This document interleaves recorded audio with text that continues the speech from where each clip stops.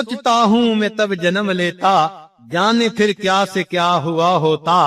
चांद होता तेरे जमाने का, हुक्म तेरे से मैं बटा होता। चांद होता तेरे जमाने का, हुक्म तेरे से मैं बटा होता। पानी होता वहाँ के चश्मों का, तेरे कदमों पे बह गया होता। पानी होता वहाँ के चश्मों का, तेरे कदमों पे बह गया होता। टुकड़ा होता मैं एक बादल का, साथ तेरे में घूमता होता। जहाँ लगे महबूब आप जाते, मैं बादल का टुकड़ा बनकर आपके साथ साथ वहाँ पर जाता। टुकड़ा होता मैं एक बादल का, साथ तेरे में घूमता होता। पेड़ होता खजूर का कोई, जिसका फल तूने खा लिया होता। पेड़ होता खजूर का कोई, जिसका फल तूने खा लिया होता। तेरे हुजरे के आसपास कहीं, तेरे हुजरे के आसपास कहीं, मैं कोई कच्चा रास्ता होता। तेरे हुजरे के आसपास कहीं, मैं कोई कच्चा रास्ता होता। खाक होता मैं तेरी गलियों की, तेरे कदमों को चूमता होता। आप चलते मैं खाक बन के आपके पाँव को बोसा दे रहा हूँ। आज मदीना तैयबा हाज़री का इरादा है। ये हमारी जिंदगी के बहुत अहम और खुशगवार दिनों में से एक दिन है। दिन गिने जाते थे दिन जिसके लिए, ऐसा दिन है कि जिसके लिए हम दिनों को गिना करते, कि वो कब वक्त आएगा कि हम हजरत मोहम्मद मुस्तफ़ा अहमद मुजतबा सल्लल्लाहु अलैहि वसल्लम की खिदमत अक़दस में हाज़री देंगे। अल्लाह रब्बुल इज़्ज़त ने अपनी रहमत से हमें ये दोनों हरम देखने की तौफीक है।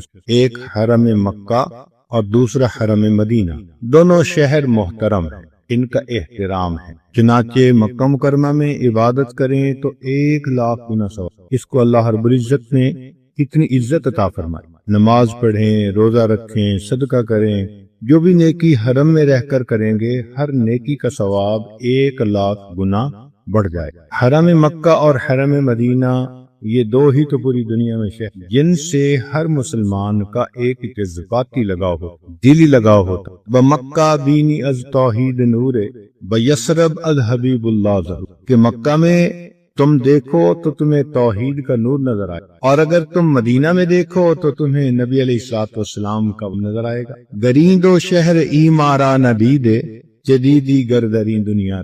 ईमान से अगर तुमने इन दो शहरों को नहीं देखा तो फिर दुनिया में आके तुमने भला देखा ही। उन बाबरकत शहरों को देखने की अल्लाह ने हमें तौफीक अता। मक्का मुकरमा में जलाल की तजल्लियात गालिब है, मदीना मुनव्वरा में जमाल की तजल्लियात गालिब। जलाल से क्या मुराद? अल्लाह रब्बुल इज़्ज़त की अजमत, उसकी शान और शौकत, उसकी सतवत, उसकी हैबत, वो इंसान के दिल के ऊपर असरअंदाज होती है। इसीलिए बैतुल्लाह शरीफ में हरम मस्जिद हराम में दाखिल होने के लिए फरमाया, उलाइका मा कान लहुम अन यदखुलूहा इल्ला। देखा, इनको चाहिए था कि ये मस्जिद हराम में दाखिल होते इस तरह कि इनके दिल अल्लाह की अजमत से डर रहे हो। और ये नॉर्मल बात है कि इंसान किसी बादशाह के दरबार में जाए तो उसका रोब होता है, दबदबा होता है, इंसान के ऊपर उसके असरात होते हैं। ये तो अल्लाह रब्बुल इज़्ज़त का दरबार है, ये तो उसका घर है। तो यकीनन मस्जिद में दाखिल होते हुए इंसान के ऊपर अजमत इलाही का गलबा होना चाहिए। सैयदना अली रज़ी अल्लाह तआला अन्हु जब मस्जिद में दाखिल होते तो उनका रंग पीला हो जाता। पूछने वाले ने कहा कि हजरत, बड़ी बड़ी जंगों में हमने आपको कभी फजल होते नहीं देखा, इतने बहादुर, और मस्जिद में दाखिल होते हुए आपके चेहरे पे बहुत ज्यादा घबराहट होती है। तो पूछने वाले से फरमाया कि तुझे मालूम है मैं किस शहनशाह के दरबार में दाखिल हो रहा हूँ? लेकिन मदीना मुनव्वरा में चूंकि महबूब खुदा सल्लल्लाहु अलैहि वसल्लम का घर है, डेरा है, वहां पर जमाल की तजल्ली, महबूबियत का अंसर गालिब है। इन तजल्लियात के असरात आप माहौल में भी देख सकते। चुनाचे मक्का मुकरमा में आप दुकानों पे कोई चीज लेने जाएं, आप उनसे रेट की दूसरी तीसरी बात करें, वो यल्ला कह देंगे। और मदीना मुनव्वरा में आप जाएं तो वो आपसे बात करते हुए उनकी बातों में भी मिठास हो, लहजे में भी मिठास हो, तो उनके असरात वहाँ के रहने वालों की जिंदगियों में भी नजर आते हैं। ताहम ये दोनों शहर शहर नबी, ये दोनों शहर क्या है? दोनों शहर क्या है? शहर नबी हैं। इसलिए कि मक्का मुकरमा नबी अलैहिस्सलाम का मौलिद है, विलादत की जगह, और मदीना मुनव्वरा नबी अलैहिस्सलाम का मस्कन। ये मौलिद नबी, वो मस्कन नबी। ادھر سے دین کی ابتدا ہوئی، وہاں پہ دین کی انتہا ہوئی۔ مکہ میں نبی علیہ السلام کے اجداد مدفون ہیں، مدینہ نبی علیہ السلام کے اہل بیت مدفون۔ یہ خدا کا گھر کہلایا، وہ نبی علیہ السلام کا گھر کہلایا۔ اس شہر کو اللہ نے اپنے خلیل کے ہاتھوں سے بسا دیا، اس شہر کو اللہ نے اپنے محبوب کے ہاتھوں، تو دونوں شہر شہر نبی، یہ بابرکت شہر، تجلیات والے شہر۔ ان شہروں میں ایک دن کا قیام، ایک رات کا قیام کسی کو نصیب ہو جائے تو وہ یقیناً بڑا ہی خوش نصیب انسان۔ اللہ رب العزت اپنی رحمت، اپنی توفیق سے اس نے ہمیں ان دونوں جگہوں پر حاضری کی توفیق عطا کی۔ چنانچہ ہم نے یہاں پر کچھ وقت گزارا، کچھ ایسے لوگ تھے جنہوں نے جی بھر کے عبادت کی، اور کچھ ہم جیسے ایسے کمزور تھے کہ جنہوں نے کچھ عبادت تو کی اور بقیہ کی حسرت دل میں رہی۔ تاہم وقت کسی کی انتظار نہیں کرتا، دن اور رات آتے اور گزرتے چلے جاتے۔ آج وہ وقت آ گیا کہ ہمیں پھر سفر کی روانگی، لیکن ہم ایک ایسے شہر کی طرف جا رہے ہیں جس کو مدینہ منورہ کہا جاتا ہے، مدینہ طیبہ کہا جاتا ہے، وہ بھی حرم، جس گنبد خضراء کا تصور ہم اپنی آنکھوں سے کیا کرتے تھے اور اپنے تصور کی آنکھ سے جسے دیکھا کرتے تھے، اللہ کی رحمت اور توفیق سے آج اس منظر کو ہم اپنی ظاہر کی آنکھوں سے دیکھیں تو یقیناً یہ ہماری زندگی کا بڑا پرائم وقت ہے۔ نبی علیہ السلام نے ارشاد فرمایا کہ 5 غنیمتیں ہیں، ان کی قدر کر لو۔ زندگی کی قدر کرو موت سے پہلے، جوانی کی قدر کرو بڑھاپے سے پہلے، صحت کی قدر کرو بیماری سے پہلے، مال کی قدر کرو غربت سے پہلے، اور فرصت کی قدر کرو مشغولی سے پہلے۔ آج ہم وہ لوگ ہیں جن کے پاس یہ 5 نعمتیں ایک وقت میں موجود ہیں، زندگی بھی موجود، جوانی بھی موجود، صحت بھی موجود، مال بھی موجود، فرصت بھی موجود، تو یہ ہماری زندگی کا پرائم وقت۔ سوچیں کہ ہمیں کس قدر اس کی جو ہے وہ قدر و قیمت کا احساس ہونا، کو اویل کرنا چاہیے۔ زندگی کے اہم ترین وقتوں میں سے یہ وقت ہے۔ ہمارے اکابر ان جگہوں کی حاضری کے لیے تڑپا کرتے تھے، بلکہ سالوں دعائیں مانگتے تھے، اور سالوں دعائیں مانگنے کے بعد پھر جا کر کہیں ان کو یہ توفیق مل جایا کرتی تھی جو اللہ رب العزت نے ہمیں اب عطا فرمائی۔ اس لیے ہم اللہ رب العزت کی رحمتوں سے زیادہ حصہ پانے کی کوشش کریں اور اس سفر کو قیمتی سے قیمتی تر بنانے کی کوشش۔ وہ پنجابی کے کسی شاعر نے کہا، میں بھی جانا ڈھوک رانجن دی نال میرے کوئی چل، میں بھی جانا ڈھوک رانجن دی نال میرے کوئی چلے، کہ میں نے بھی اپنے محبوب کے گھر جانا ہے تو وہی کوئی میرا بھی ساتھ دے اور میرے ساتھ مل کر چلے۔ الحمدللہ آج ہم ایک گروپ اور جماعت کی حیثیت سے وہاں جائیں گے، اور ہماری مثال تو ایسی ہے کہنے والے کی کہ جیسے علامہ اقبال نے لکھا، بئی پیری رہے یسرب گرفتم، اس بڑھاپے میں نے مدینہ کی راہ کو اختیار کیا، نواخاں از سرور عاشقانہ، کہ میں سرور عاشقانہ کے ساتھ محبت میں اشعار پڑھتا جا رہا ہوں، جو عام مرغے کے در صحرا سرے شام کو شاید پر بفکر عاشی۔ میرے مثال اس پرندے کی مانند ہے کہ صحرا میں جو سرے شام اپنے پر پھیلا کر اپنے گھونسلے کو ڈھونڈنے کے لیے منتظر ہوا۔ تو بڑھاپے میں تو انسان یہی ہے، یہ آشیانہ ہے ہم سب کا، اور اس آشیانے کی تلاش میں آج ہم وہاں جا رہے ہیں، اللہ رب العزت سے یہ مدد مانگتے ہوئے کہ اللہ رب العزت ہمیں اس جگہ ہماری حاضری کو قبول فرمائے۔ چنانچہ حضرت پیر مہر علی شاہ صاحب رحمۃ اللہ علیہ نے جب سفر کیا حرمین کا تو انہوں نے پنجابی زبان میں ایک عجیب نعت لکھی۔ فرماتے ہیں، آج سکھ متران دی ودھیری ہے، کیوں دلڑی اداس گھنیری ہے، یعنی آج مجھے اپنے محبوب سے ملنے کی جو چاہت ہے وہ بہت زیادہ بڑھ گئی ہے۔ کیوں دلڑی اداس گھنیری ہے، کیوں میرا دل آج زیادہ اداس ہے، لولوں وچ شوق چنگیری ہے، اج نینا نے لائیاں کیوں جھڑی، میرے انگ انگ کے اندر آج بہت شوق اچھا ہے، آخر میری آنکھوں نے آج کیوں آنسوؤں کی جھڑیاں لگا لی۔ فرماتے ہیں، سبحان اللہ ما اجمل کا ما اکمل کا ما احسن کا، کہ سبحان اللہ، اللہ تو پاک ہے، تو نے اس نبی علیہ السلام کو کیسے پیدا کیا، اس کی کیا حسن ہے، کیا کمال ہے، کیا شان ہے، کتھے مہر علی کتھے تیری ثنا، گستاخ کھیاں کتھے جالڑ، اے مہر علی تو کہاں اور تیری ثنا کہاں، اور تیری گستاخ آنکھوں نے کہاں جا کے دل لگایا ہے؟ کہاں تو اور کہاں وہ محبوب خدا، ان کی شان اقدس اس صورت نو میں جان آکھاں تے جانے جہان آکھاں، سچ آکھاں تے رب دی شان آکھاں، جس شان تو شانہ سب بن۔ تو بہرحال ہمارے اکابر نے اپنے جذبات کو الفاظ کے موتیوں میں پرویا۔ چنانچہ حضرت خواجہ غلام فرید رحمت اللہ علیہ نے تو بہت ہی عجیب بات فرماتے ہیں، ات میں مٹھڑی نت جان بلب، ات خوش وسدا وچ ملک عرب، ات دکڑے دھوڑے کھاندڑیاں، تیرے نام تو مفت وکاندڑیاں، ات دکڑے دھوڑے کھاندڑیاں، تیرے نام تو مفت وکاندڑیاں، تیری باندیاں دی میں باندڑی ہاں، تیرے دردیاں کتیاں نال ادب، ات میں مٹھڑی نت جان بلب، ات خوش وسدا وچ ملک۔ حضرت مولانا قاسم نانوتوی رحمت اللہ علیہ، ان کو مدینہ طیبہ سے بہت محبت تھی، اتنی محبت تھی کہ انہوں نے نبی علیہ الصلوۃ والسلام کی شان میں ایک منقبت لکھی، بہت عجیب۔ اس منقبت میں لکھتے ہیں، امید لاکھوں ہے لیکن بڑی امید ہے یہ، کہ ہو سگان مدینہ میں نام میرا شمار۔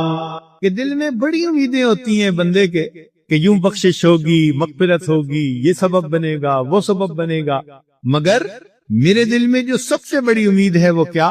امید لاکھوں ہے لیکن بڑی امید ہے یہ، کہ ہو سگان مدینہ میں نام میرا شمار، کہ مدینہ کے کتوں میں میرا نام بھی شامل کر لیا جائے، جیوں تو ساتھ سگانے حرم کے تیرے پھروں، مروں تو کھائے مدینہ کے مجھ کو مرغ و مار، جیوں تو میں ان کے ساتھ پھروں اور مروں تو مدینہ ہی کے کیڑے مکوڑے ہی میری لاش کو۔ اندازہ لگائیں ان لوگوں کو کتنی محبت۔ چنانچہ جب ان کا قافلہ بئر علی پہ پہنچا، یہ شہر سے تھوڑا باہر، اب یار علی ایک جگہ ہے جہاں کنویں تھے، حضرت اللہ عنہ کی کچھ جگہ بھی تھی، وہاں سے اس وقت مدینہ طیبہ دور سے نظر آتا تھا، تو انہوں نے اپنے جوتے وہاں اتار دیے۔ بہت نرم و نازک بدن تھا۔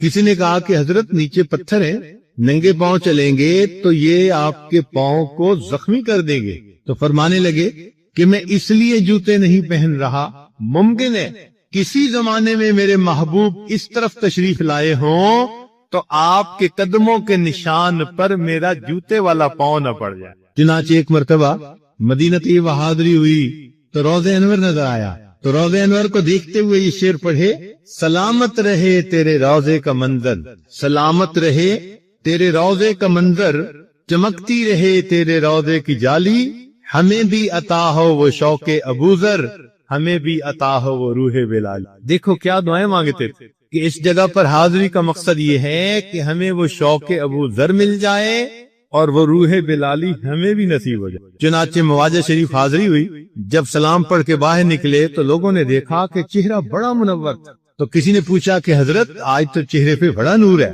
تو مسکرا کے شعر پڑھ دیا، فرمانے لگے میرے آقا کا مجھ پر تو ایسا کرم تھا، میرے آقا کا مجھ پر تو ایسا کرم تھا، بھر دیا میرا دامن پھیلانے سے پہلے، میرے آقا کا مجھ پر تو ایسا کرم تھا، بھر دیا میرا دامن پھیلانے سے پہلے، یہ اتنے کرم کا عجب سلسلہ تھا، یہ اتنے کرم کا عجب سلسلہ تھا، نشہ رنگ لایا پلانے سے پہلے۔ چنانچہ جب مدینہ طیبہ سے واپسی ہونے لگی تو روضہ انور پر نظر ڈال کے آنکھوں میں آنسو تھے، فرمانے لگے ہزاروں بار تجھ پر اے مدینہ میں فدا ہوتا، ہزاروں بار تجھ پر اے مدینہ میں فدا ہوتا، جو بس چلتا تو مر کر بھی نہ میں تجھ سے جدا ہوتا۔ کیا محبت ہوتی۔ چنانچہ کہنے والوں نے تو یہاں تک کہہ دیا، دل میں بسا ہے شوق رہے یار کا حفیظ، حفیظ طائب کا شعر ہے، دل میں بسا ہے شوق رہے یار کا حفیظ، جائیں گے سر کے بل جو کبھی وہاں طلب ہوئے۔ اگر کبھی وہاں سے حاضری کا حکم ہوا تو ہم تو اپنے سر کے بل چل کے وہاں۔ تو اتنی محبت کے ساتھ ہمارے اکابر وہاں کا سفر کیا کرتے تھے، جو آج اللہ رب العزت نے ہمیں وہاں جانے کی توفیق عطا فرمائی۔ کہنے والوں نے تو بہت کچھ کہا ہے، نظر میں جمال حبیب خدا، جس کی تصویر سینے میں موجود ہے، جس نے لا کر کلام الہی دیا وہ محمد مدینے میں موجود ہے. پھول کھلتے ہیں پڑھ پڑھ کے صلی علی، جھوم کر کہہ رہی ہے یہ باد صبا. پھول کھلتے ہیں پڑھ پڑھ کے صلی علی، جھوم کر کہہ رہی ہے یہ باد صبا. ایسی خوشبو چمن کے گلوں میں کہاں جو نبی کے پسینے میں اس محبوب خدا صلی اللہ علیہ وسلم کی خدمت میں ہمیں اللہ رب العزت نے حاضری کی توفیق. سچی بات یہی ہے، وہ رحمتوں کی جگہ، وہ برکتوں کے نزول کی جگہ ہے. بنا لیا ہے بہاروں نے گھر مدینے میں، مہک رہی ہے فضائے حرم مدینے. وہ فضائے حرم دیکھنے کی اللہ رب العزت نے ہمیں توفیق عطا فرمائی. ہمارے اکابر بڑی محبت کے ساتھ یہ سفر کرتے تھے، بلکہ کہنے والے نے تو کہا غم راہی نشاط آمیز ترکن، فغانش را جنو آمیز ترکن، بگیر ساربان راہ درازے، مرا سوزے جدائی تیز ترکن. اے میری اونٹنی کے لگام پکڑنے والے ساربان، ذرا لمبے راستے سے لے کر چلنا، مجھے جدائی کا جو یہ سوز ہے یہ عجب مزہ دے رہا. ناداں ہے جس پہ حسن وہ حسن رسول ہے، یہ کہکشاں تو آپ کے قدموں کی دھول ہے. اے کاروان شوق یہاں سر کے بل چلو، طیبہ کے راستے کا تو کاٹا بھی پھول. آج ہمیں اللہ رب العزت نے اس سفر پہ جانے کے لیے توفیق عطا فرمائی، اس لیے ہمیں چاہیے کہ ہم اس مدینہ طیبہ کے سفر کو محبت کے ساتھ کریں.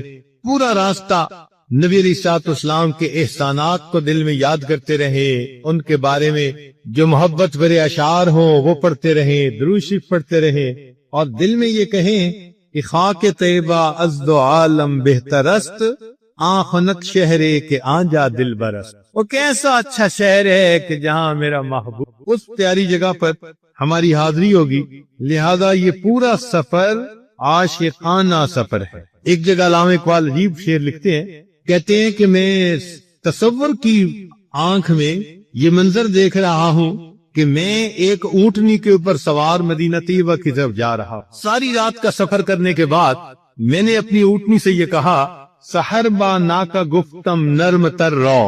جب صبح کا وقت ہونے لگا تو میں نے اپنی اونٹنی سے کہا کہ تھوڑا آہستہ چل. سحر با نا کا گفتم نرم تر رو، کہ راکب خستہ و بیمار و پیرس، کہ تیرا جو سوار ہے بہت بوڑھا، بیمار، تھکا ماندہ ہے.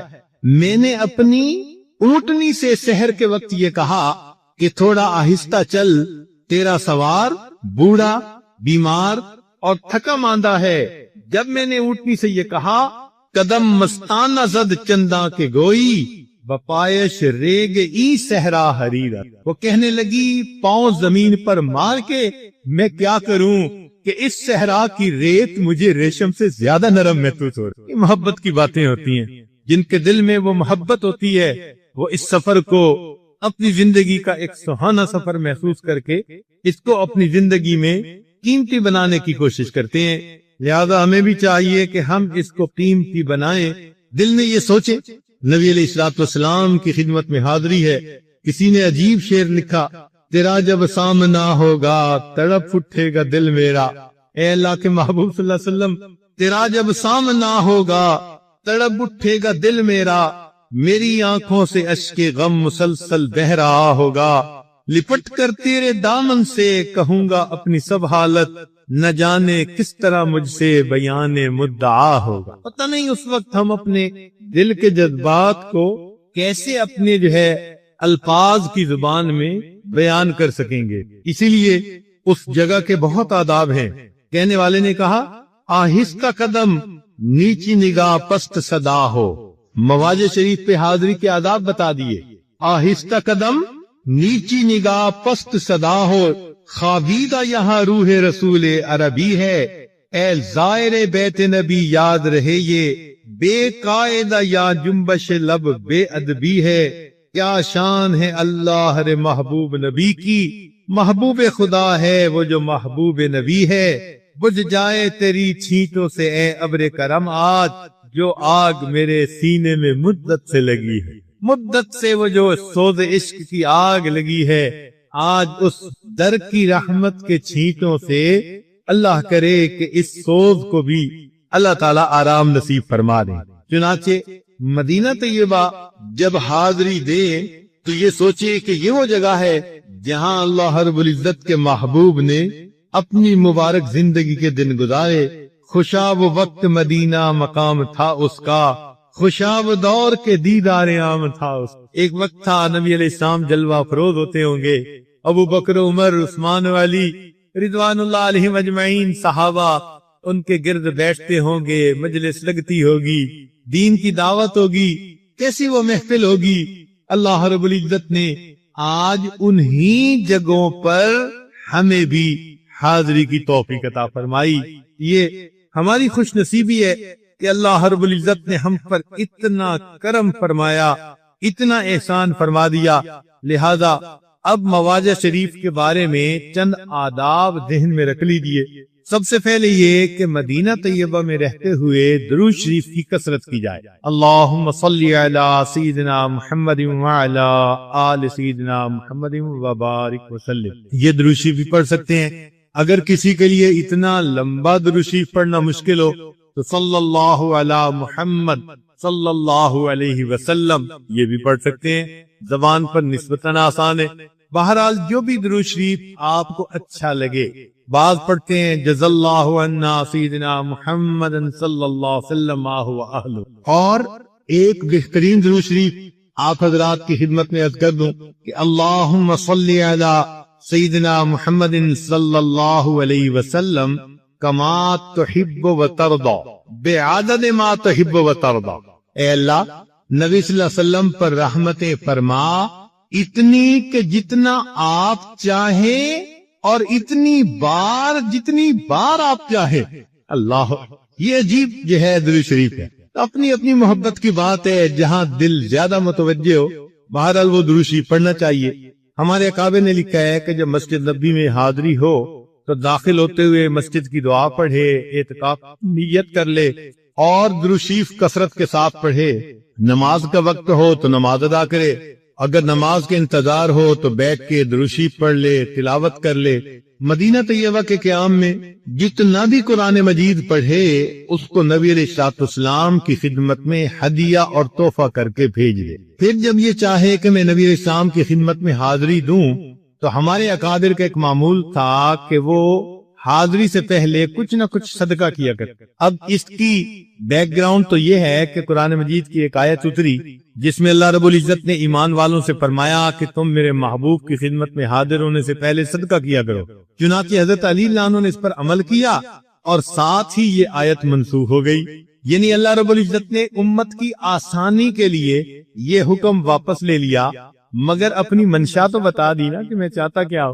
چنانچہ ہمارے اکابر کا یہ معمول رہا کہ وہ صدقہ کیا کرتے. صدقہ کے نام سے ڈرنا نہیں چاہیے، اس لیے کہ جہاں 1000 ریال صدقہ کہلاتا ہے وہاں 1 ریال بھی صدقہ کہلاتا ہے. تعداد کی بات نہیں ہوتی، خلوص کی بات نہیں ہوتی. اللہ رب العزت کے ہاں خلوص کی بات ہوتی. جتنے اخلاص سے کوئی دے گا اللہ کے ہاں قبول ہوگا. چنانچہ صدقہ بلاؤں کو ٹالتا ہے تو ہمارے گناہ بھی تو ہمارے سر پہ بلا ہے نا. یہ بھی تو ہمیں ڈر ہے نا کہ کہیں ہمارے گناہوں کے سبب کہیں اللہ کے محبوب ہم سے ناراضی نہ ہو جائیں.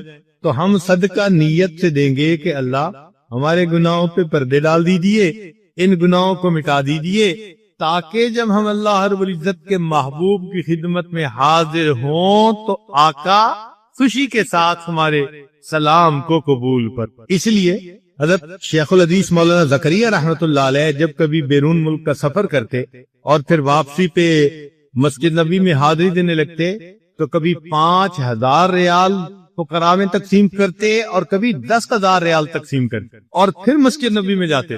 تو بھائی اللہ نے ان کو تو شاہوں جیسی عظمت دی تھی، ان کے 10,000 سے ہی اور ہمارے 10 ریال سے ہی. تو جتنی دفعہ بھی حاضری دیں آپ 1 ریال کی بھی نیت کر لے تو گویا عمل ہو گیا. اور اگر اس وقت مستحق کوئی بندہ نظر نہیں آتا تو نیت کر کے اپنے پیسے الگ کر دے کہ جب مستحق ملے گا میں ان کو دے دوں گا، مگر میں نے الگ کر لی. تو صدقہ کرنا حاضری سے پہلے یہ ایک فائدے مند عمل ہوگا. نبی علیہ الصلوۃ والسلام کی بارگاہ میں حاضری قبول ہوگی. گناہوں کی معافی مانگیں.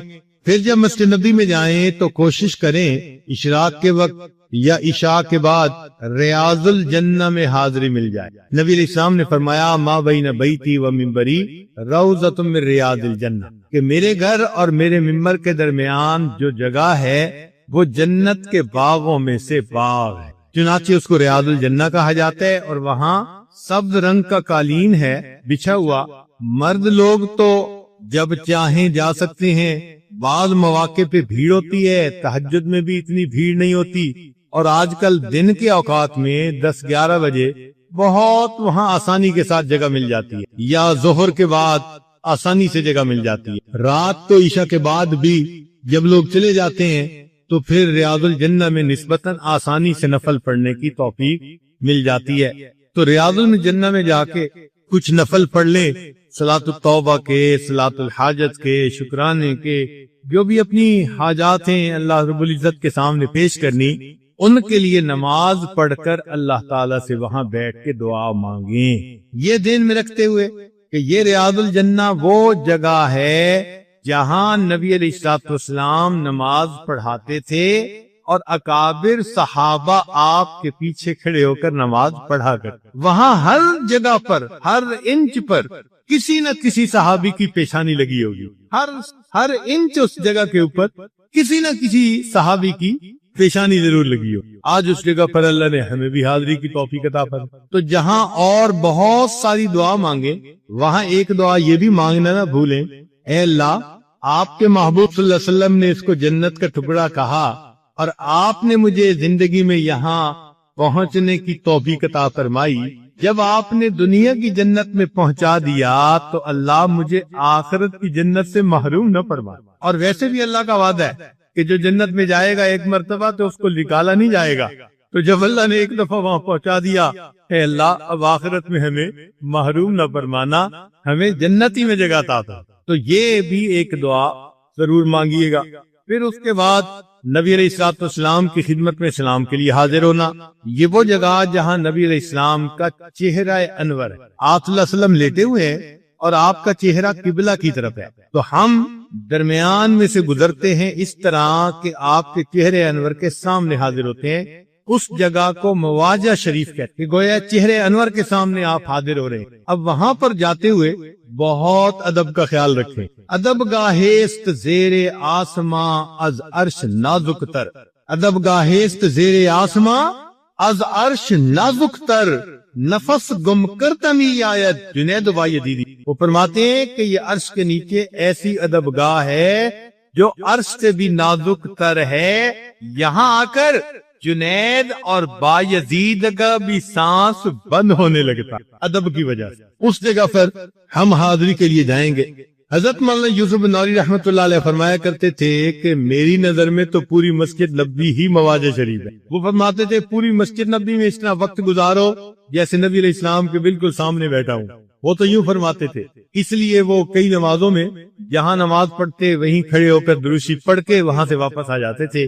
البتہ کبھی کبھی آگے بھی تشریف لے جاتے تھے۔ ہمارے اکابر کا معمول یہ رہا کہ باقی نمازوں میں تو جہاں نماز پڑھی واپسی ہونے تو وہیں کھڑے ہو کے درود پڑھ لیا نبی السلام کی خدمت میں اور واپس آ گئے، لیکن کوشش کرتے ہیں کہ صبح اور شام آگے مواجہ شریف جا کر نبی السلام کی خدمت میں سلام پیش کر سکے۔ تو صبح شام وہاں جا کر سلام پیش کرنے کی کوشش کرنی چاہیے۔ مواجہ شریف پر جب حاضری ہو تو کم از کم 70 مرتبہ درود شریف پڑھنے کے بعد پھر وہاں حاضری دے۔ 70 مرتبہ درود شریف پڑھنے، اگر زیادہ پڑھ لے تو اور بہتر ہے، وہاں حاضری دے اور وہاں جا کر نبی علیہ السلام کی خدمت میں سلام پڑھے۔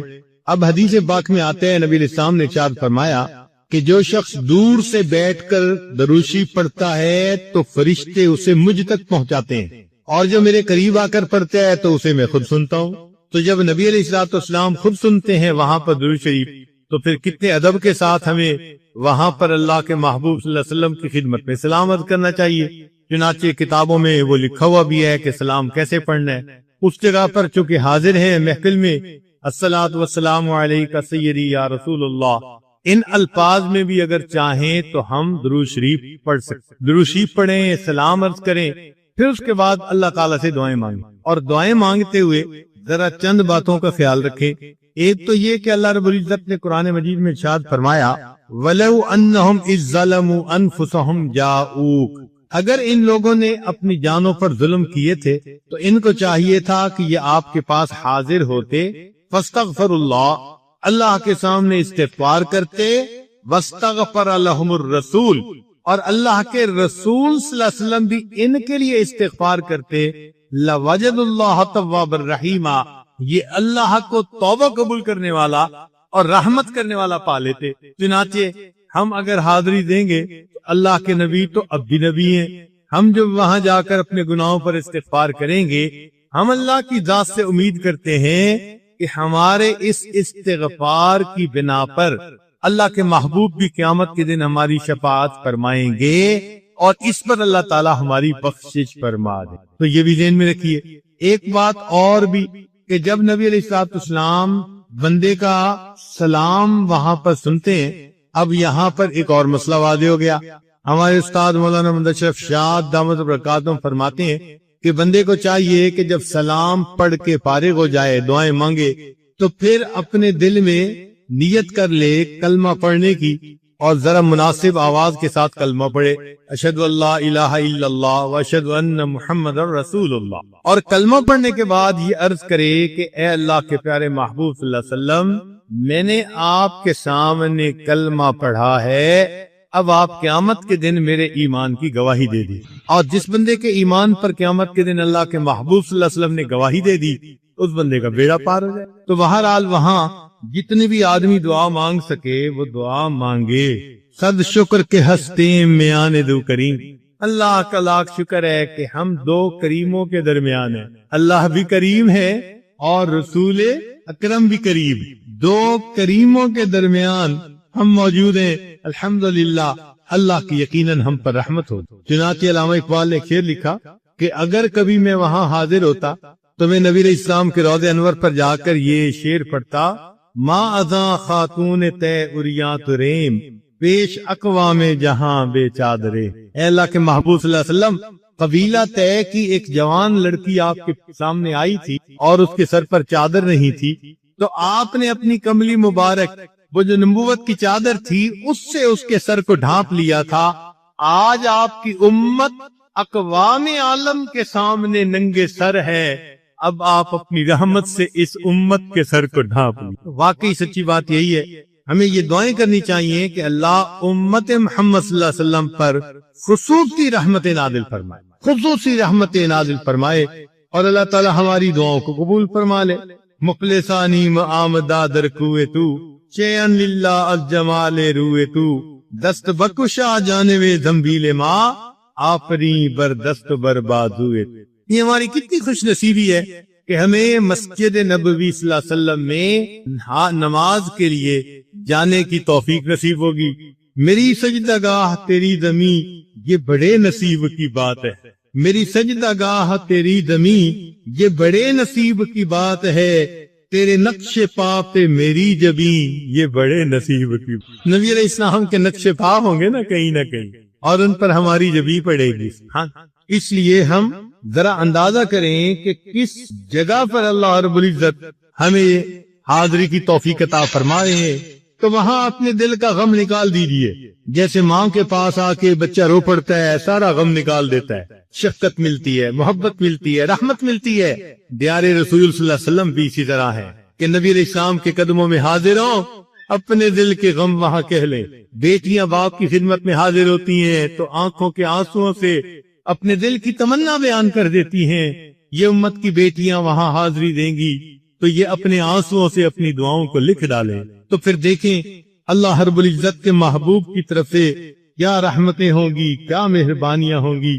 کبھی آہ دل سے نکل گئی، کبھی اشک آنکھ سے ڈھل گئے، کبھی آہ دل سے نکل گئی، کبھی اشک آنکھ سے ڈھل گئے، یہ تمہارے غم کے چراغ تھے، کبھی بجھ گئے کبھی جل گئے۔ تو جب دل میں محبت ہوگی تو یقیناً وہاں پر ایسے ہی انسان کا وقت گزرے گا۔ امام مالک رحمت اللہ علیہ جو فقیہ دار الہجرہ کہلاتے ہیں، ان کے بارے میں آتا ہے کہ اللہ رب العزت نے ان کو بہت گھوڑے دیے تھے، مال منال دیا تھا، مگر مدینہ طیبہ کے اندر گھوڑے پہ وہ سوار نہیں ہوتے تھے۔ تو کسی نے پوچھا امام صاحب سے کہ حضرت آپ کے پاس گھوڑے بھی ہیں؟ مدینہ طیبہ میں گھوڑے پہ سوار نہیں ہوتے. تو فرمانے لگے کہ جس زمین پر میرے محبوب صلی اللہ علیہ وسلم نے اپنے قدم مبارک لگائے مالک کو زیب نہیں دیتا وہ گھوڑے کے سموں سے اس زمین کو پامال کر دے. اتنا ادب. چنانچہ جب قضاء حاجت کی ضرورت ہوتی تو حرم سے باہر جاتے اور وہاں پر قضاء حاجت سے فارغ ہو کر باہر واپس آتے تھے. بلکہ کتابوں میں لکھا ہے کہ بالکل باؤنڈری لائن پر بیٹھتے, ایک پاؤں ادھر ہوتا ایک پاؤں ادھر ہوتا, مگر فراغت حرم کے باہر ہوتی, اور پاؤں حرم میں اس طرح رکھتے کہ اگر اس حالت میں موت آ جائے تو مجھے حرم میں مدینہ میں موت. ایسی دل میں چاہت. ہمارے کتنے اکابر تھے جو سفر نہیں کیا کرتے تھے کہ کہیں ایسا نہ ہو کہ ہمیں حرم سے باہر موت آئے. نبی علیہ الصلوۃ والسلام نے ارشاد فرمایا, حدیث پاک کا مفہوم ہے, ہو سکے تو مدینے میں آ کے مر. تو تمنا رکھنی چاہیے. رب کعبہ سے کرینے کی دعا مانگی ہے, ہم نے مرنے کی مدینے میں دعا مانگی. ہمارے دل میں بھی ایک تمنا رہے. نبی علیہ السلام نے فرمایا کہ میں سب سے پہلے اٹھوں گا, میرے ساتھ ابو بکر عمر ہوں گے, اور میں جنت بقی میں آؤں گا, اور پھر اہل بقی میرے ساتھ اٹھیں گے, اور پھر یہ اٹھ کر اللہ کے دربار میں قیامت کے دن حاضری دیں گے. تو اس بقی کی جگہ اللہ ہمیں بھی موت کے وقت نصیب فرما دے. یہ تمنا تو کم از کم ہر دل میں ضرور ہونی چاہیے نا, کہ اللہ رب العزت ایسی توفیق عطا فرما دے. مدینہ طیبہ میں اگر کوئی آدمی کھانے کی دعوت کی دے تو ہمارے حضرت رحمت اللہ علیہ فرمایا کرتے تھے کہ اس کا انکار نہیں کرنا چاہیے, بلکہ یوں سوچنا چاہیے کہ یہ دعوت نبی علیہ الصلوۃ والسلام کی طرف سے ہماری ہو رہی. اس شہر میں جو دعوتیں ہو رہی ہیں گویا نبی علیہ الصلوۃ والسلام کی طرف سے ہو رہی. کرنے والا تو وہ بندہ ہے, مگر اس کے دل میں خیال تو اللہ ڈال رہا ہے نا. تو اللہ تعالیٰ اپنے محبوب کے شہر میں آنے والے مہمانوں کی مہمان نوازی اس طرح فرماتے. تو فرماتے تھے کہ انکار نہیں کرنا چاہیے. ہاں اگر کوئی شرعی عذر ہو, نماز قضا ہونے کا ڈر ہو, یا مسجد نبوی کی نماز نہ مل سکتی ہو, کوئی ایسا مسئلہ ہو تو پھر بے شک انسان انکار کر دے, وگرنہ حتی الوسع انکار نہیں کرنا چاہیے. اور یہ بھی ذہن میں رکھیں کہ مدینہ طیبہ کی کسی بھی بات کے اوپر اعتراض نہیں کرنا چاہیے. آپ ذرا بتائیں کہ آپ کے گھر میں جھاڑو دینے والا یا آپ کے واش روم کی صفائی کرنے والا, اگر آپ اس کو کسی وقت اپنے ڈرائنگ روم میں اور لیونگ روم میں بلا لیں اور وہ وہاں آ کر اعتراض کرنا شروع کر دے